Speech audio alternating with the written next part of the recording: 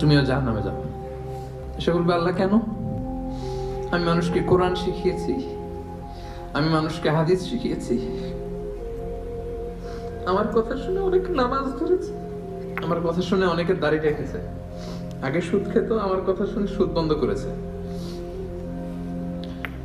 আমার কথা শুনে তো আল্লাহ এরা নামাজি হয়ে গিয়েছে।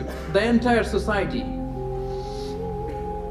সুদ বন্ধ করেছে, নামাজ ধরেছে, তারা ফরজ যাকাত দিত, আল্লাহ আমি কেন জাহান্নামে যাব?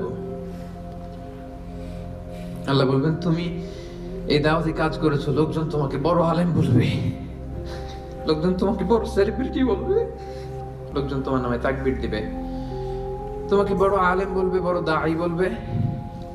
এটা তো বলা হতো তোমাকে দুনিয়াতে, আল্লামা বলে ডাকা হতো তোমাকে,